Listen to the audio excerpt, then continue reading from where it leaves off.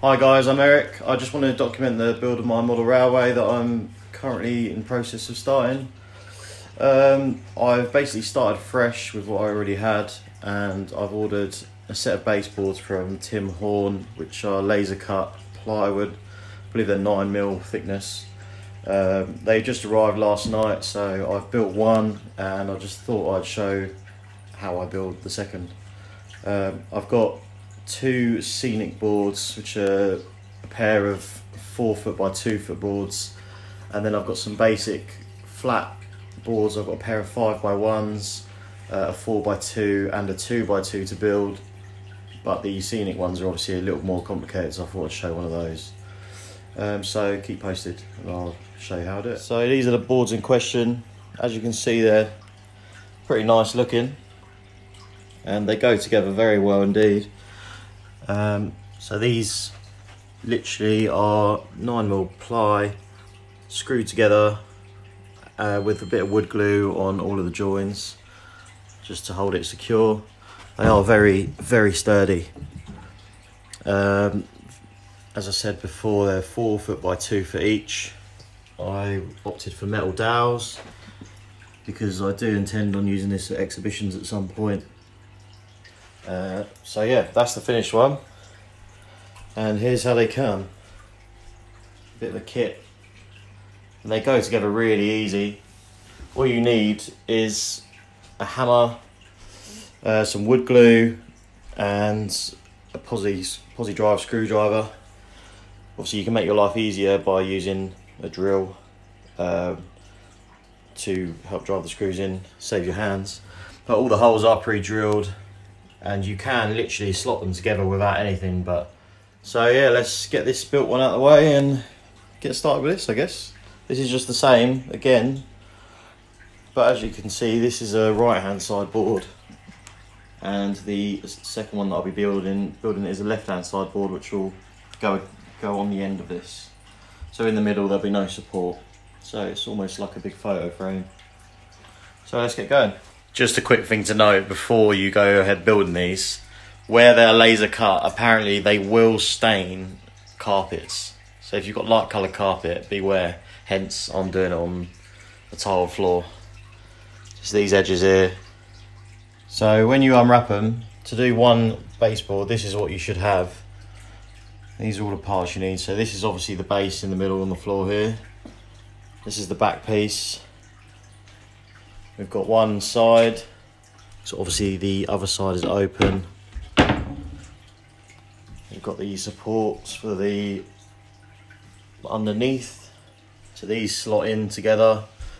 There's 3 of these per board, one long piece to go across the length.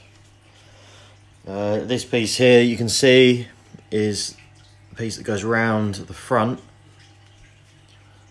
and these go along the bottoms to sort of enclose the underneath. If you look on the one I built earlier, so these go here. You can see where all the supports go. There are additional braces that go diagonally in here, which you can see down here. Now there's double the amount I need for this second board, because obviously the first board's ones are here as well. I've yet to fit them. And then for the other side, you've got this piece which sort of goes around in a U shape. Now that is this piece here. So obviously it goes on one end. The other parts we have are these sections here, which are for the doweled areas.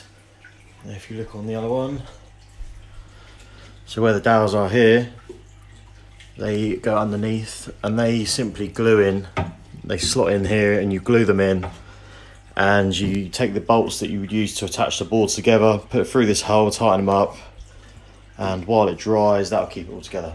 All the fixings you need are provided. So you get this bag of screws, which make sure you've got the right size screwdriver because they do round off easily. This bag here contains your dowels. These are just spacers that go in the holes, and then your dowels screw in on top. So these you glue in and then screw the metal dowels in on top. These are your bolts with wing nuts for attaching the boards together. As said, I'm using Gorilla wood glue and using a drill with a screwdriver attachment, but I've made sure it's on a low torque setting so I don't round anything off. One more thing to note is, if you look here, laser cut into the boards is this writing by Tim Horn with his... Now these go on the internal faces, as you can see it says there. That means that this should go on an area which you can't see. So if you look at this board, there's no writing that's on the visible pieces of the board. So it's all behind here. So the baseboard itself, for example, this writing should be on the underneath where you won't see it. Same goes with these side pieces. So just something to bear in mind when you're fitting it all together. So as I said, this is the baseboard. This is the way up it should go, because if you look, the writing is underneath. Also, another way to tell is by the countersunk screw holes. Should make it easy. So the easiest way to start, I would say, is take the back board, put that on the floor, and take your baseboard and slot that in the holes, like so. So next thing I do is put this side piece on. They are handed, so this will only go on one side of the board, because that side of the baseboard, sorry, the backboard, is different. It has a different size cutout, so this will only go on this side. So what I would do is, where they're going to drill in, I would put a little piece of wood glue on each area. You only need a thin smear, because it will push out and make a mess otherwise. So don't go mad. So you run a bit of wood glue on along all them edges, and you also want to run wood glue in the recesses here.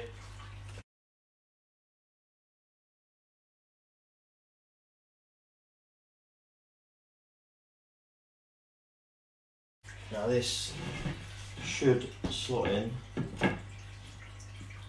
It's a bit of a pain because the baseboard is in the way. So that's that side.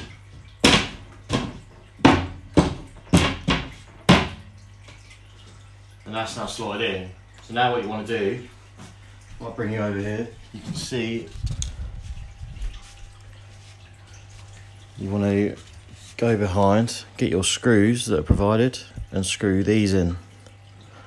There's 3 that go there, and on the back of the back section there are more screw holes which go down the back of here.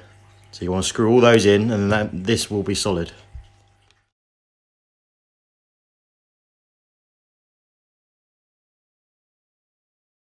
So now that you've screwed them in, what I've done is turn the box up on its end.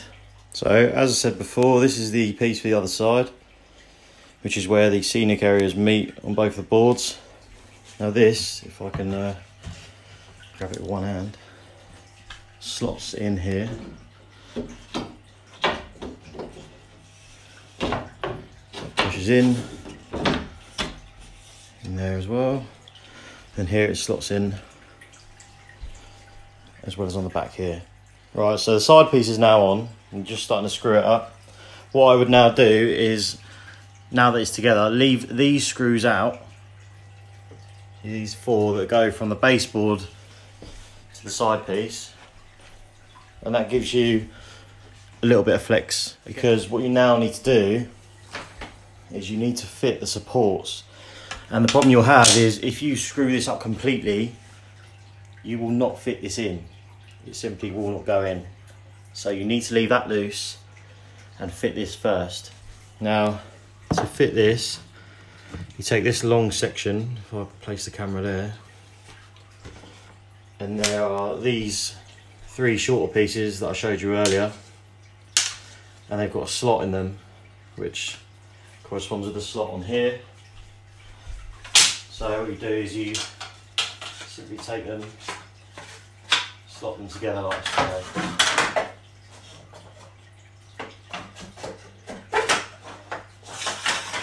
And this will form the support for the underneath of the baseboard. So you get that like that. Then you need to, up this way,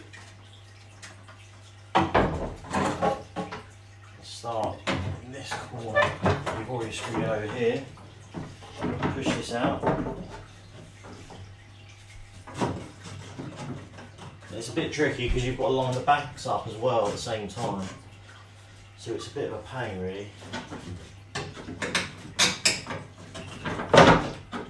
But there is a bit of movement in the wood, so you can get them in. You've just got to manipulate it a bit. So you get the middle pieces in.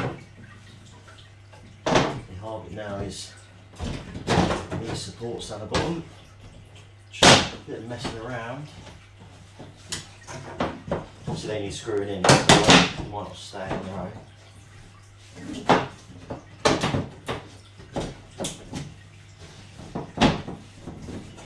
In there.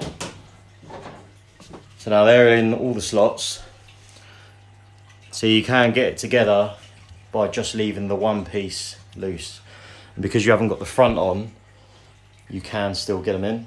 If you have the front on, I think you'd be stuffed, to be honest. So I just think doing it that way would be easier, because then the board all stays together and it all sort of supports itself, rather than put them on first for the sake of a little bit of messing about. It's easier than it all sort of falling apart on you. So now I would go and screw these four in. So that will keep the side in, which will stop the middle piece popping out. And then once that's done, you can start screwing these screws in. And that holds all the centre pieces in. But to do that, I would advise tipping the board over so it's actually the correct way up, so that you can press down on the board while screwing them in, so you don't leave any gaps. So if you screw it up like this, you might end up with gaps in these sort of parts here, which is easily done.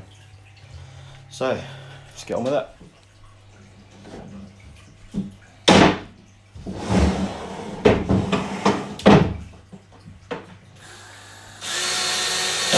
So now that's all screwed in, you can turn the baseboard up on its back.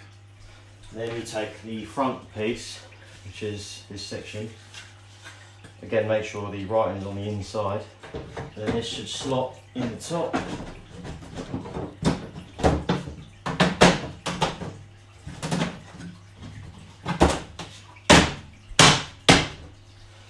So then once it's glued, you can screw it in like that. And then that's the base complete. Next part, flip the board back over. Now this piece needs to go on, which is a right angle piece. And that just simply goes along the front. As you can see, it sits there. This corner goes in. And that's how that sits there. That forms the front. So as usual, glue it, screw it, and then you can move on to this piece. This will go along the front edge, so it's that way around, because you don't want the writing showing. This will sit along the front edge there, on the top.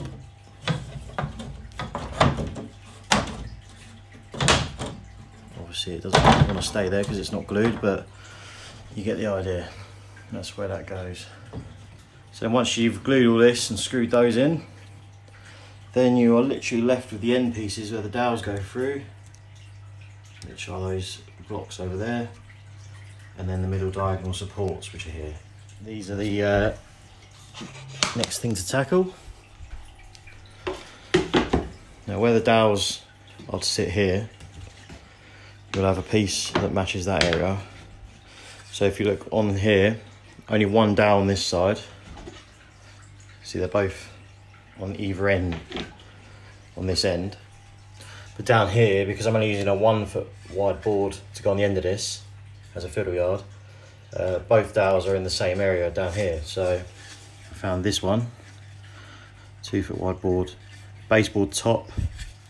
Now, obviously the letters go on the inside to make life easier, so they simply slot in there, put a bit of glue on the back of them, and they slot in like that. And if you put enough glue on the back of them, you'll get a nice bead squash out here, which you can run your finger along and make it all nice. And they just make that area double the thickness, strengthen it all up.